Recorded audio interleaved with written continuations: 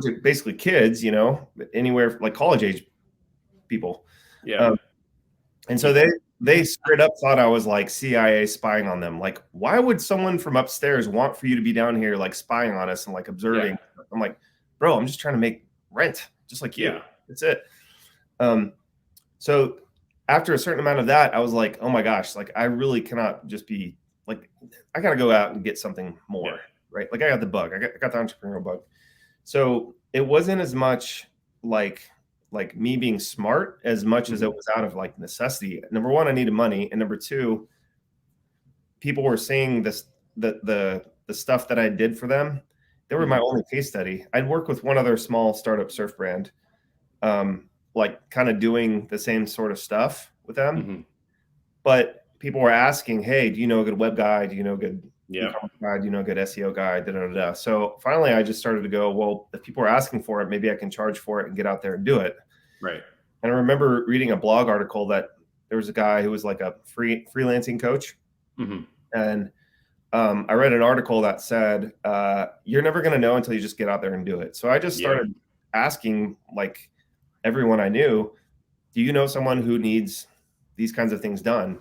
And it was all warm contacts. Like I wasn't doing anything cold. I wasn't reaching out to people I didn't know. I was like, and then a couple of them started to bite. It was kind of crazy.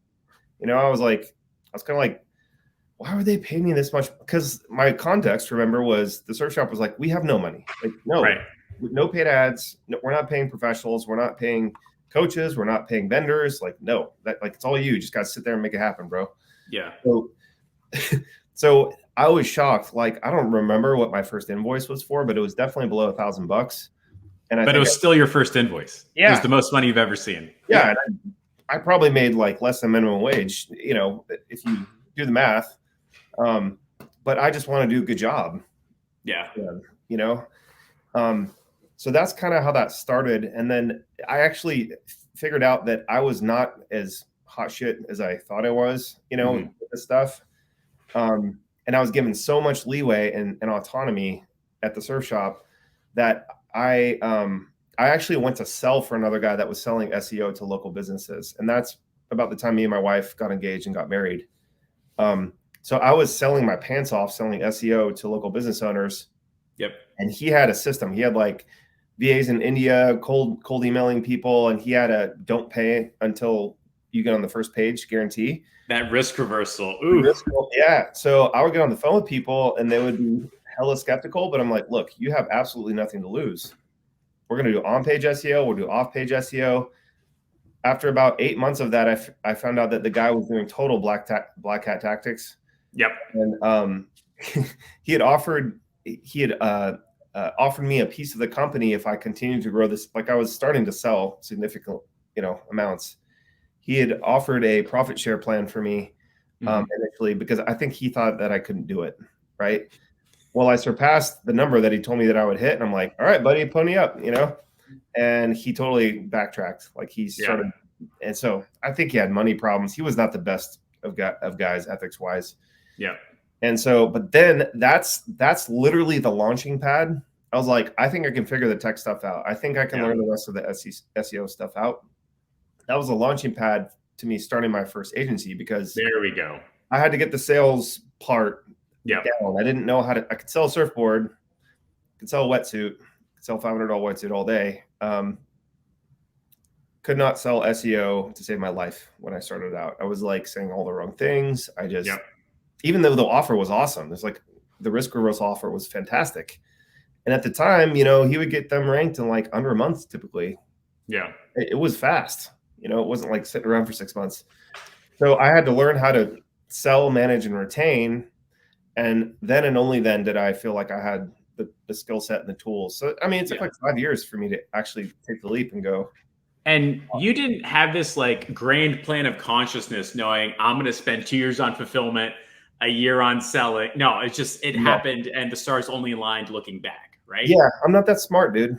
I'm really not. Like, I joke that I'm a caveman, and I kind of am. I'm drinking a freaking protein shake right now for out loud. But I was literally hand to mouth until I would say 6 months after my wife and I got married. I still have no idea why she said yes to me, but I was broke. You know, I was making good money selling the SEO for the first time in my life. I was making like 10 grand a month.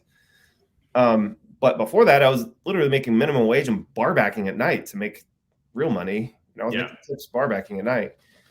So my wife was always like, "Oh, it's so hot that you have like this work ethic," because she kind of knew that, you know, eventually, probably, yeah. But you know, we're getting married, and I'm like, "Jeez, man, I just could eventually be now. That would be great." Yeah. But very interesting. But my plan was always very short term, to make money that month, and as a function of wanting to do more for myself and more for my family, I had to sort of level up at these different stages just to do that. But I was always thinking very short and immediate term while that was happening, which, you know, I don't know if there's a better way to do it. There probably is if you're smarter than me, which everyone is probably. But I think that only happens when you got so much brain and money and time space to like sit down and do a year-long plan, which you can't do when you're trying to make rent. All right. Yeah. It ain't going to happen when you're starving. There's no other ifs, ands, or buts around it. My parents, you know, were always paid attention. You know, it's just like, that was my background. Mm-hmm. My wife's parents are, you know, dad's a doctor, or he retired now, but he was a doctor. So she had a bit more of that mindset, which was the biggest difference between us, was the way that we grew up and around money, you know, around the topic of money. But, you know, she was working full time, killing it at her job. She's awesome at what she does, loves her job, loves her work. And I'm sitting there going like, no, I'm like super unhappy. I got to figure this out, man. Like, you know, and in the back of my head, I was like, bro, is she always going to earn more money than me? Like, that's not how I roll. Like, I don't want for that to be forever. Like, I was fine with it and grateful. But there was always this thing in the back of my head that said, if I just don't quit at this, someday I feel like there's going to be a windfall and it's not going to feel like work anymore. Right. Like, I was scrambling to build skills. I got good at sales. I was like scrambling to learn fulfillment, learn that. Next thing was finance. Next thing was client relationships. Next thing was like marketing our own business, which I didn't do for a long time. So it started to stack really fast once I kind of felt like I gave myself permission to be like, I can put these pieces together and actually create a business from it. And that is so hilariously accurate. Like, I finally gave myself permission to be great. Like, we're all waiting for somebody to say you can do it. Why can't I say I can do it? Wouldn't that be great? Like, dude, I remember there was a guy that I was a co-counselor with at summer camp. And this guy's like brilliant, right? He went to, what's that school in New York that's super famous? Columbia, you know, Ivy League school. He ended up being in this like direct response company that does like international branding for infomercials, like, you know, big stuff like QVC. And he asked me one time so he's working for that huge company that does all that stuff. And then I'm over here trying to start this new agency. He's like, well, how much do you charge per hour? Maybe we'll hire you. And I was like, I don't even know yet, but I just believe in myself. And I just walked around for like 2 years telling people that. Yeah. I don't even really know what I'm doing yet. I don't know how much I charge. I don't have an hourly rate, but now I believe in myself. So yay me. And I would just like furiously fail through everything that it took to get, you know. So that first agency that I built, I thought I was being awesome by just failing through it all. And it ended up being a 7-figure agency. Like, we were working with some cool brands, some local businesses. Like, we had a local attorney who's pretty big, spending a lot. We had some cool brands that my wife worked for an ad agency that did all offline stuff. So they shot TV ads, print, radio, all that stuff, all the hard stuff. But they just like never did digital. They were like super old school.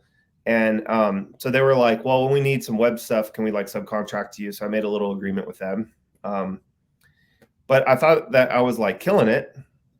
The thing that I was doing was working 80, 90 hours a week with my business partner at the time. And I was making less than I would make at a freaking being a manager at McDonald's, basically. Yeah. I mean, for the time input, right? And this was your first version of your agency. Yeah. Right? Yeah. Got it. So I stopped selling for the SEO guy. I was like, that guy's kind of a dirtbag, and left there. And I said, I know that I can sell stuff, and I know that I have the skill set now to learn enough about the fulfillment between me and my business partner to where we can get clients results. Interesting. Yeah. So I launched my first agency doing that.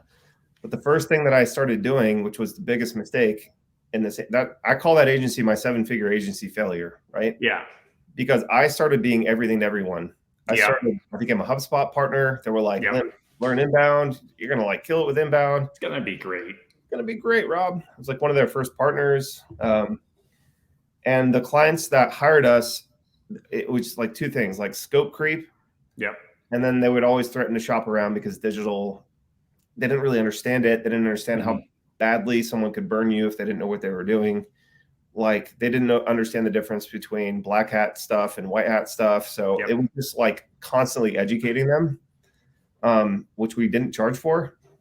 So, you know, there was nights where they'd be like, the client would just wake up and be like, we need a new website. Can you get it done by next week? And they threw like 20 grand at us and we're like, no, we don't want to do that. But we did it. We were sleeping under the freaking desk on top of a box of pizza and an empty 6-pack, just getting it done, you know? Yep. And that kept going and going and going. If we lost one client or we had a month where we, you know, the numbers just didn't line up, we were immediately in the red. So if we had one good month every 6 months and 5, you know, just break even months or maybe a little bit of a loss, you know, we're basically working for almost free.